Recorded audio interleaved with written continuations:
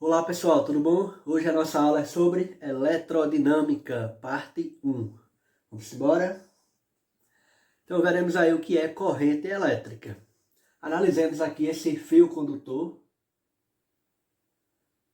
Percebemos que nesse fio condutor, os elétrons têm um movimento desordenado. Já nesse outro fio condutor, submetido a uma diferença de potencial elétrico, a uma DDP, o movimento dos elétrons é ordenado. Então, o que é a corrente elétrica? É justamente o movimento dos elétrons no condutor submetido a uma diferença de potencial elétrico. Ok? Então, esse movimento ordenado dos elétrons, direcionado, dentro de um condutor submetido a uma DDP, a gente chama de corrente elétrica.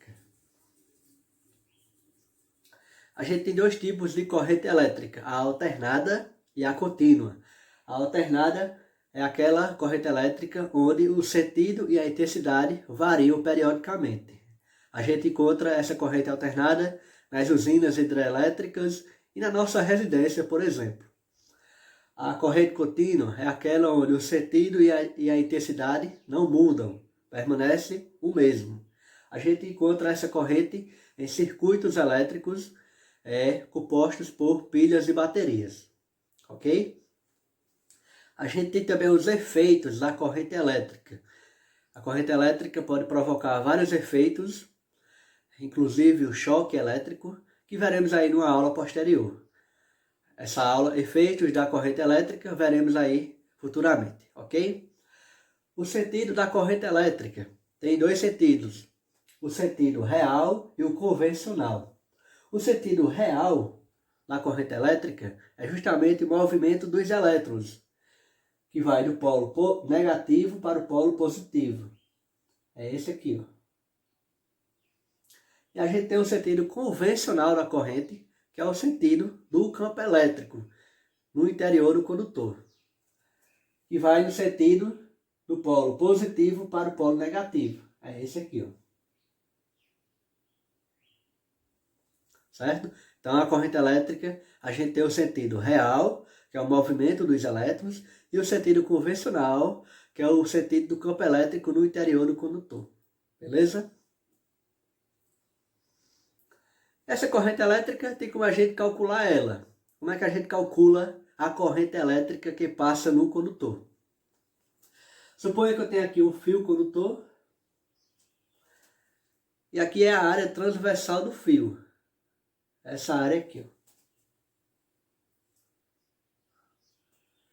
A intensidade da corrente elétrica que passa nesse condutor, ou em qualquer condutor, nada mais é do que a razão entre a quantidade de carga que passa pela área da seção transversal por unidade de tempo.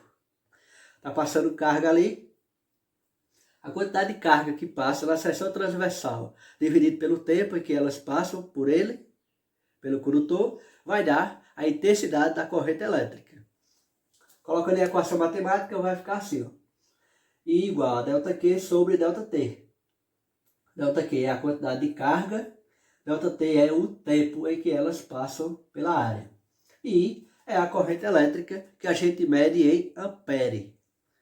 Unidade de medida de corrente elétrica é o ampere, ou coulomb por segundo. Ok? Veremos agora o que é um circuito elétrico. O circuito elétrico nada mais é um conjunto de aparatos ou de elementos elétricos que proporcionam um caminho fechado para a passagem da corrente elétrica. Ok? Aqui eu tenho o meu circuito elétrico mais simples. Para a gente ter um circuito elétrico, a gente precisa de uma fonte geradora de tensão, de um gerador, de fios, condutores, por onde vai passar a corrente elétrica. A gente precisa de elementos resistivos, que ofereçam dificuldade à passagem da corrente elétrica. E aqui eu tenho um interruptor, é para abrir ou fechar o circuito elétrico. Ok? Então, para que possamos obter a corrente elétrica, necessitamos de uma fonte geradora de energia, um gerador, uma pilha, uma bateria, um receptor para utilizar a energia produzida e os condutores, por onde vai passar a corrente elétrica. ok? Ó, o receptor a gente representa dessa maneira. Aqui é a fonte, ou gerador, que é o amperímetro, um aparelho utilizado para medir corrente elétrica. E aqui é a carga, que passa pelo circuito, beleza? O que são os geradores? São dispositivos capazes de criar e manter uma diferença de potencial elétrico entre dois pontos de um circuito. É essa DDP que permite o movimento de cargas elétricas, que constitui a corrente elétrica, certo? Para transportar uma carga de um ponto a outro, o gerador realiza sobre ela um trabalho. Então, o gerador é o responsável por manter e criar uma diferença de potencial elétrico no circuito, e é justamente isso que vai fornecer o quê? O caminho, né? O movimento dos elétrons ou da corrente elétrica no circuito, beleza? Aqui, ó, o gerador, pilha, bateria também são geradores ou fontes de tensão elétrica. A gente tem também o receptor. O que são receptores? São os elementos do circuito que convertem a energia elétrica em outro tipo de energia, certo? O gerador, ele converte um tipo de energia em energia elétrica. Como, por exemplo, a pilha converte a energia química em energia elétrica. O receptor, ele converte a energia elétrica em outro tipo de energia. Pode ser térmica, mecânica, qualquer outra, ok? Contudo, uma parte da energia elétrica recebida é dissipada em forma de calor pela resistência interna do receptor, que é o chamado efeito Joule. Então, qualquer aparelho que converta energia elétrica em outro tipo de energia, no circuito ele é chamado de receptor. Beleza? O que são resistores? São dispositivos que oferecem dificuldade à passagem da corrente elétrica no circuito, convertendo a energia elétrica em energia térmica. A gente representa dessa maneira. Aqui é um exemplo de uma resistência elétrica e um circuito. Então esses dispositivos, como por exemplo uma lâmpada, é um resistor elétrico, porque converte a energia elétrica em energia térmica. Ok? A gente tem os dispositivos de controle, que utilizamos para medir corrente elétrica, tensão elétrica. Aqui é o amperímetro e o voltímetro. O amperímetro a gente mede corrente elétrica. Voltímetro a gente mede tensão elétrica. A gente tem também os dispositivos de manobra. Por exemplo, o interruptor. A gente utiliza no circuito para ligar ou desligar, abrir ou fechar o circuito. A gente tem os dispositivos de segurança. Então, no nosso circuito, eles suportam um determinado valor de corrente elétrica. Se por um acaso aparecer um valor maior do que o que ele suporta, esses dispositivos protegem, né, os elementos do circuito. Por exemplo, o fusível. Então, o fusível vai queimar, mas aquele valor maior da corrente não vai passar pelo circuito e não vai danificar o aparelho ou a rede elétrica. Vai apenas queimar o fusível. O disjuntor ele pode desligar. Passou um valor de corrente maior, ele desliga e protege todo o aparelho, toda a rede elétrica. Então são chamados de dispositivos de segurança, ok? A gente representa o fusível dessa maneira.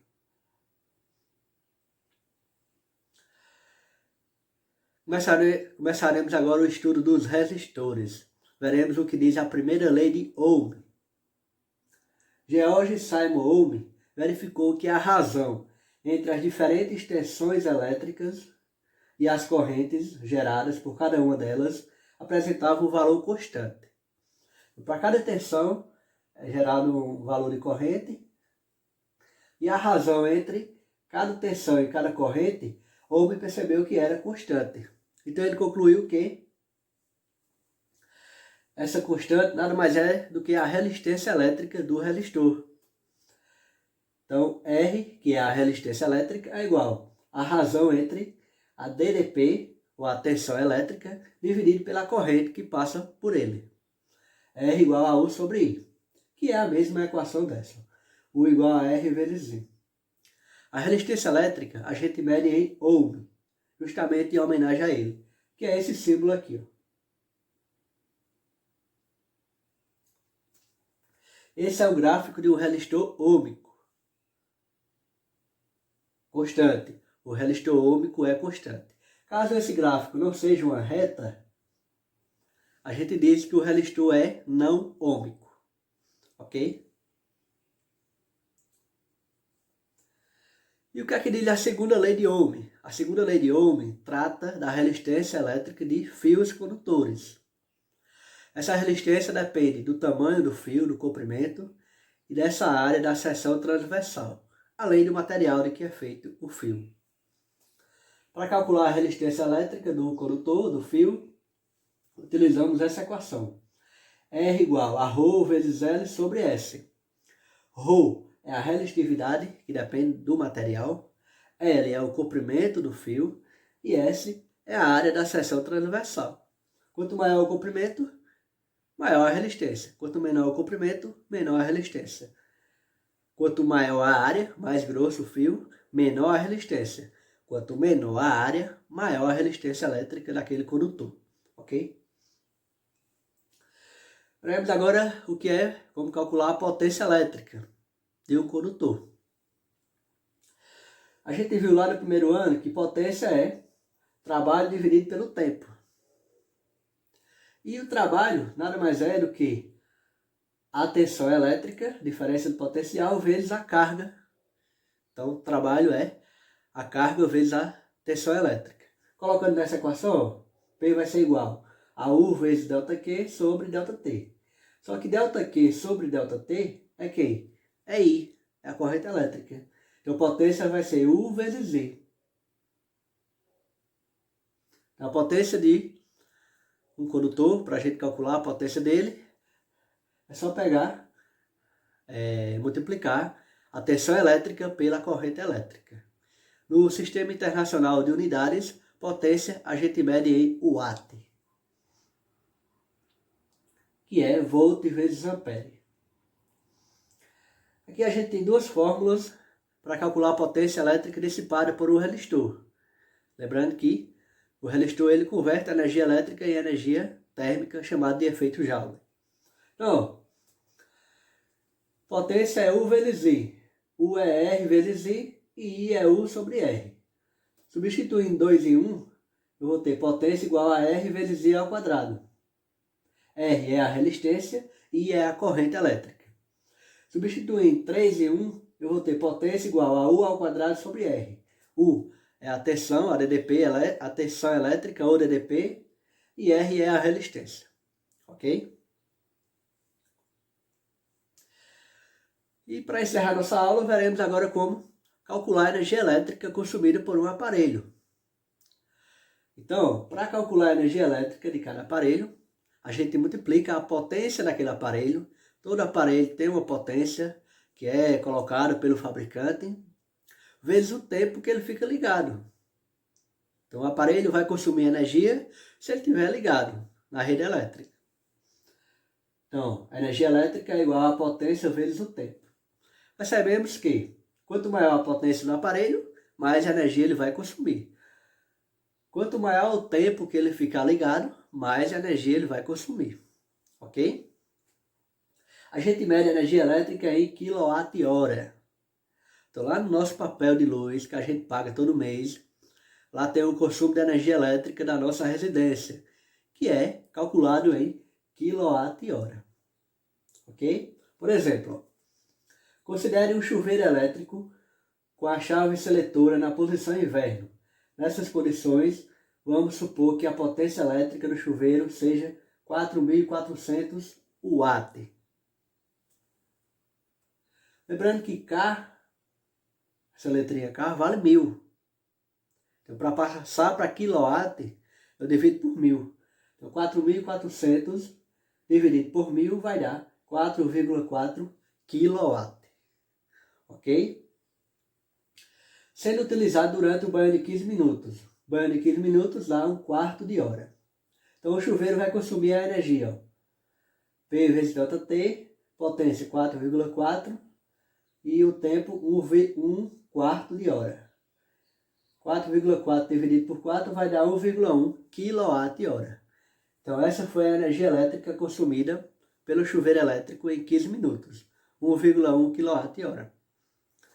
E para eu saber quanto eu vou pagar ao final do mês, é só pegar a quantidade de energia elétrica consumida na sua residência e multiplicar pelo valor do quilowatt-hora. Aqui na região Nordeste, a gente paga 40 centavos por cada quilowatt-hora consumido. Então, se você olhar no papel de conta, lá da sua casa, você vai ver lá, consumo do mês, tantos quilowatt-hora. E cada quilowatt-hora custa 40 centavos.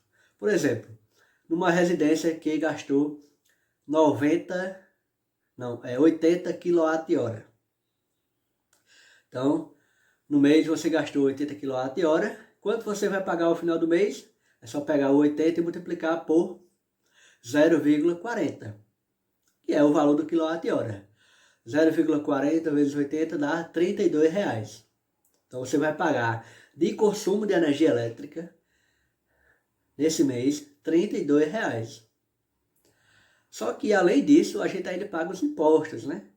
O consumo de energia elétrica e os impostos. PIS, ICMS, COFINS, um monte de imposto lá que a gente paga, por isso que a conta dá bastante alta também, ok? Então, procure economizar energia elétrica. Além de contribuir para o meio ambiente, você vai contribuir para o seu bolso, beleza? Então, encerramos nossa aula aí de eletrodinâmica, parte 1. Na próxima aula veremos os exercícios sobre este conteúdo que cai bastante na prova do Enem, é bastante cobrado. Então vamos se preparar, vamos estudar. Eu te espero na próxima aula. Tchau!